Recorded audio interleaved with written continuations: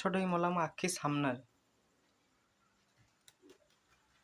ମାନେ 5-7 ବର୍ଷର ପାରା ମୋର ମଞ୍ଚା ପୁରା ରେଡି। ତାକୁ ନୂଆ ସୂତା ଆଣିକି ସବୁ ବାନ୍ଧିକି ପୁରା ସେ ମୁଣ୍ଡ ଫୁଣ୍ଡ ସାଇଜ୍ କରିଦେଲି। ସାଙ୍ଗମାନେ କେମିତି ଅଛନ୍ତି? ମୁଁ ଆଶା କରୁଛି ଆପଣ ଭାବରେ ଜାଣିತಾರೆ ବହୁତ ଭଲରେ ଆଉ ଖୁସିରେ ଥିବେ। ତ ଆଜି ସ୍ନାନ ପୂର୍ଣ୍ଣିମାରେ ମୋ ଭାଗ୍ୟରେ ବହୁତ ଦୁଃଖ। ଆଜି ଖରାବେଳେ ମୁଁ ଆସିଥିଲି ଗାଧେଇ, ଏପଟେ ବସିଛି ମୁଁ ପାରା କ'ଣ କରୁଛନ୍ତି ଦେଖିକି ଯିବି। ମୁଁ ଦେଖିଲା ବେଳକୁ ମୋର ଏ କାଲଦମା ପୁରା ଛଟପଟ ହେଇ ମରିଲା। ମୋ ଆଖି ସାମ୍ନାରେ ପୁରା ଛଟପଟ ହେଇ ମରିଗଲା। 5-7 ବର୍ଷର ପାରା ମୋର, ବହୁତ ପୁରୁଣା ପାରା। ଆଉ ଗୋଟେ ଦୁଃଖ କ'ଣ, ଆର ମୁଁ ଗୋଟେ କି ଛୁଆ ହିଁ ରଖିପାରିଲି, ସେଇଟା ମୋତେ ଭାରି ବାଧିଲା।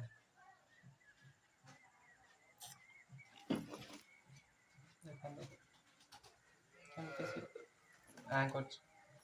ତାକୁ ନେଇକି ଏବେ ପୋତି ଦେବି, ପକାଡ଼ିବିନି ତାକୁ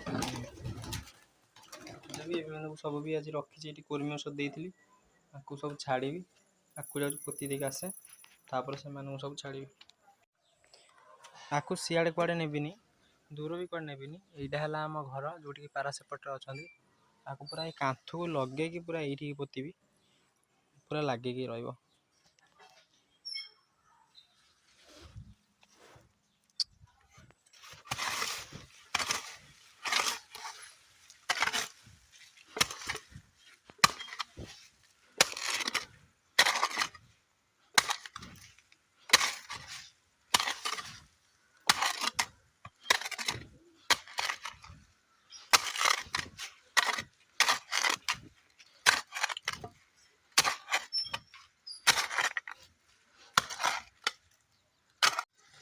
ଗାତ ଖୋଳିଦେଲି।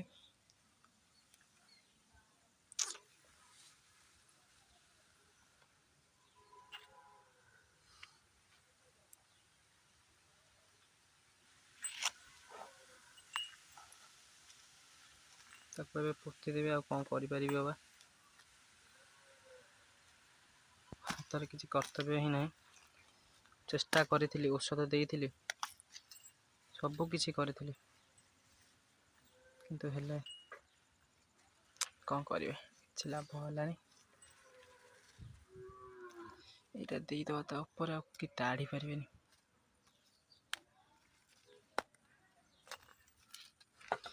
ତ ଫାଉଡ଼ାରେ ସାଇଜ୍ କରିଦେବା।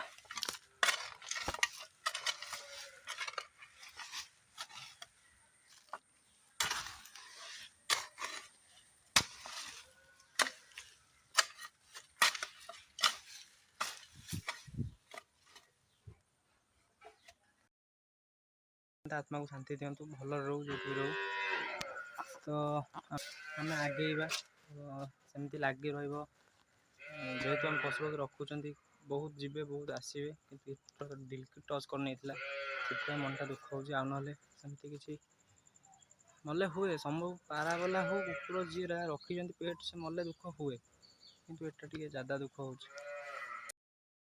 କେତେ କ'ଣ ସବୁ କାମ କରିଛି, ଯେମିତିକି ଏଇ ଗଛଟା ପୁରା ଏମିତି ମାଡ଼ିକି ଥିଲା, ସାପ ମାପ ଯିବେ ବିଲେଇ ଯିବେ ବୋଲି ତାକୁ କାଟିକି ବାନ୍ଧିଲି, ଆଡ଼େଇକି ସଫା କରିଦେଲି। ଆଉ ଜାଲିଟା ବି ଆମର ଉପରୁ ଗଳି ପଡ଼ିଥିଲା, ଯେଉଁମାନେ ଦେଖିଥିବେ, ତାକୁ ନୂଆ ସୂତା ଆଣିକି ସବୁ ବାନ୍ଧିକି ପୁରା ସେ ମୁଣ୍ଡ ଫୁଣ୍ଡ ସାଇଜ୍ କରିଦେଲି। କ'ଣ ହେଇଛି ତୋର? ତୁ କାଇଁ ଏମିତି ହଉଛୁ? ତୋ ମନ ଖୁସି, ତୋର କ'ଣ ଅଛି?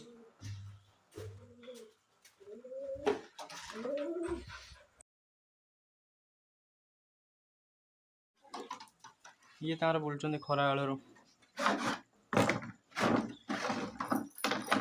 ଚାଲ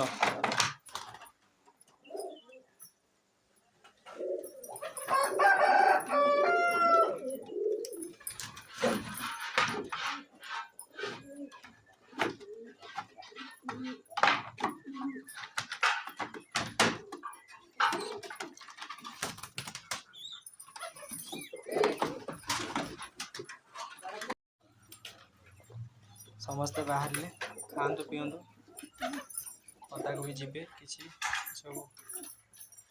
ଆଉ ଏଠି ଯେମିତିକି କହିଥିଲି ସବୁ କିଛି। ଏ ପାରାଟା ନୂଆ ଆସିଛି, ମେଲ୍ଟା ଆମର ଆସିଛି ଗୋଟେ ଜାଗାରୁ।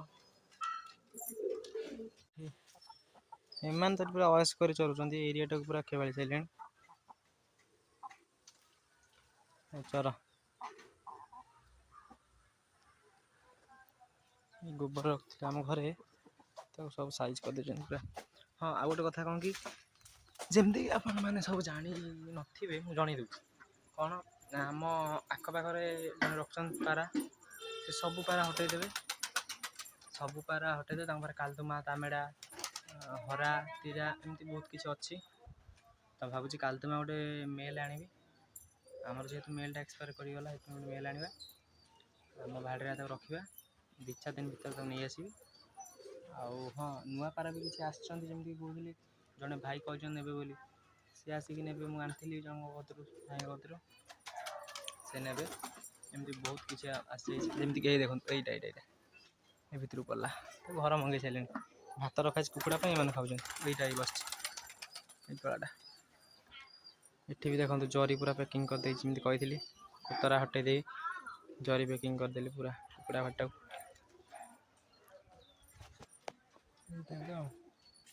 ତୁ କ'ଣ ଏଇଠି ଅଣ୍ଡା ଦେବୁ ନା କ'ଣ? ଅଣ୍ଡା ଦେବା ଟାଇମ୍ ହେଲାଣି ସେ ଆସିକି ବସିଛି ପଦାରେ।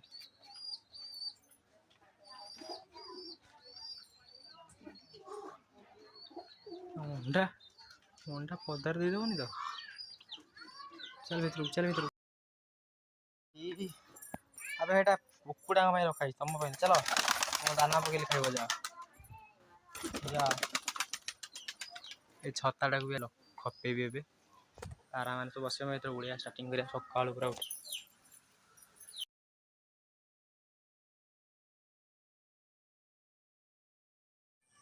ମଞ୍ଚା ପୁରା ରେଡ଼ି ପାରା ବସିବେ। ଯେହେତୁ ମୁଁ ଏକୁଟିଆ ସେଥିପାଇଁ କ'ଣ କରିବି ନା ଦେଖାଇ ପାରୁନି କାମ କିଛି ନିଜେ କରୁଛି କଲା ପରେ ଦେଖାଉଛି। ସେମିତି ସପୋର୍ଟ କରୁଥାନ୍ତୁ ଆଗକୁ କାମ ବି ଦେଖିପାରିବେ। ସେତିକି ସପୋର୍ଟ କଲେ 1K ଲାଗିଗଲା ପରେ ମୁଁ ସବୁ କିଛି ଦେଖାଇବି। ଗୋଟେ ପିଲାକୁ ପୁରା କନଷ୍ଟାଣ୍ଟ କହିବି ସେ ଫୋନ୍ ଧରିକି ଭିଡ଼ିଓ କରିବ। ତ ଦେଖିବେ କାଲି ପାରା ବସିବି ଭଲ ମନ୍ଦ ସବୁ ଏଇ ଘରଟାକୁ କମ୍ପ୍ଲିଟ୍ କରିବି। ଗୋଟେ ପାରା ପାଇଁ ହେଇଛି